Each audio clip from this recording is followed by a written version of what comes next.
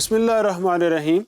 عزیز طلبہ و طالبات، آپ نے پچھلے موڈیول میں حروف مشبہ بالفعل کو پڑھا۔ ان حروف میں دو حرف ہیں انا اور انا۔ اب یہ مسئلہ پیدا ہوتا ہے کہ ہم نے انا کہاں پڑھنا ہے اور انا کہاں پڑھنا ہے، کیونکہ معنی دونوں کا سیم ہے اور دونوں جو ہیں وہ یقین کے لیے اور تاکید کے لیے آتے ہیں۔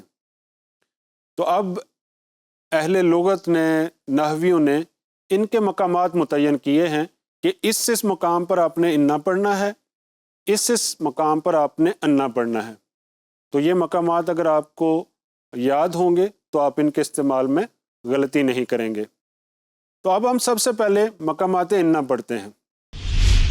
نمبر 1، ابتدائی کلام میں ہاں وہ ابتدائی کلام حقیقتاً ہو یا حکماً ہو۔ تو ابتدائی کلام میں ہم انا پڑھیں گے، انا نہیں پڑھیں گے۔ اب حقیقی کلام کی ابتدا کیا ہے کہ بالکل کلام کے شروع میں آپ سٹارٹ ہی انا سے کر رہے ہوں، جیسے قرآن پاک میں ہے انا انزلناہ فی لیلۃ القدر، بے شک ہم نے اس قرآن کو قدر والی رات میں نازل کیا۔ حکماً کیا ہے کہ اس سے پہلے کوئی حرف آ جائے لیکن وہ کلام کی ابتدا پر مؤثر نہ ہو، وہ جسٹ الرٹ کرنے کے لیے ہو، مخاطبین کو متنبع کرنے کے لیے ہو، جیسے قرآن پاک میں ہے الا ان اولیاء اللہ لا خوف علیہم ولا هم یحزنون، آگاہ ہو جاؤ، بے شک جو اللہ کے اولیاء ہیں، اس کے دوست ہیں، ان پر نہ کوئی خوف ہوگا نہ وہ غمزدہ ہوں گے۔ اسی طرح قول اور اس کے مشتقات کے بعد، یعنی قول سے کوئی بھی ورب بن جائے، کالا بن جائے، یقولو بن جائے، قائلن بن جائے، وغیرہ وغیرہ، اس سے جتنے بھی الفاظ ڈرائیو ہوں گے تو ان سے پہلے ان کے بعد ہم انا پڑھیں گے، جیسے قرآن پاک میں قال انی عبد اللہ، تو آپ نے فرمایا کہ بے شک میں اللہ کا بندہ ہوں۔ تو آپ نے دیکھا قالا ہے، اس کے بعد انی نہیں پڑھا ہم نے، بلکہ کیا پڑھا ہے انی۔ اسی طرح از کے بعد، تو از کے بعد ہم کیا پڑھیں گے؟ انا پڑھیں گے، جیسے جئتک اذ ان الشمس تطلع، میں تیرے پاس آیا کب؟ جب سورج طلوع ہو رہا تھا۔ تو اب اگرچہ درمیانے کلام میں ہے لیکن از کے بعد ہے، تو رول یہ ہے کہ اس کے بعد ہم انا پڑھیں گے، انا نہیں پڑھیں گے۔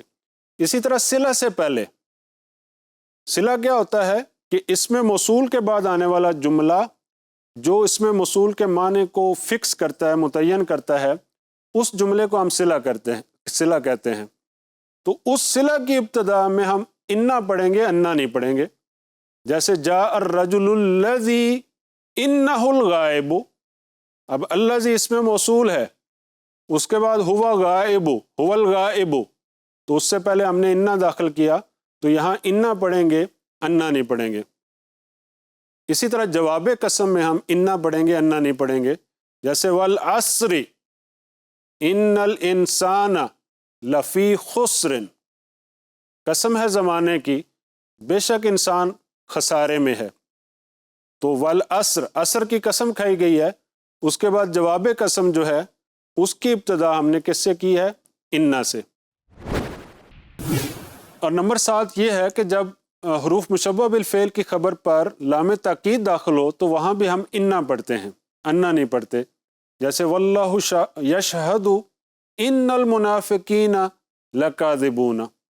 اسی طرح اگر انا کا مابعد حال واقع ہو رہا ہو تو وہاں بھی انا ہی پڑھتے ہیں، انا نہیں پڑھتے، جیسے جئت وَإِنَّ الشَّمْسَ تَغْرُبُ، میں آیا اس حال میں کہ سورج غروب ہو رہا تھا۔ اور جب انا کا مابعد ماقبل کے لیے صفت واقع ہو رہا ہو تو اس وقت بھی انا پڑھتے ہیں، انا نہیں پڑھتے، جیسے جاء رجل انہ فاضل، اب فاضل جو ہے یہ رجل کی صفت ہے، اس کے بیچ میں جو انا ہے اس کو انا ہی پڑھیں گے، انا نہیں پڑھیں گے۔ اگر مقامات انا کو دیکھا جائے تو چند مقامات پر ہم انا پڑھتے ہیں، انا نہیں پڑھتے۔ مثال کے طور پر عالمہ، شاہدہ اور ان کے مشتقات، یعنی ان سے دیگر جو الفاظ بنتے ہیں ان کے بعد ہم انا پڑھتے ہیں، بشرطے کہ خبر پر لام داخل نہ ہو۔ اگر لام داخل ہوگا تو پھر انا پڑھیں گے، پھر انا نہیں پڑھیں گے۔ جیسے شاہد اللہ انہ لا الہ الا ہو۔ اسی طرح جب انا اپنے ماں باپ سے مل کر فاعل بن رہا ہو تو ہم انا پڑھیں گے، انا نہیں پڑھیں گے۔ جیسے اولم یکفیہم انا انزلنا علیک الکتاب، کیا ان کے لیے کافی نہیں ہے کہ ہم نے آپ پر کتاب نازل کی؟ تو انا اپنے اسم اور خبر سے مل کر یہاں یکفی کا فاعل ہے۔ اسی طرح لو کے بعد ہم انا پڑھیں گے، انا نہیں پڑھیں گے۔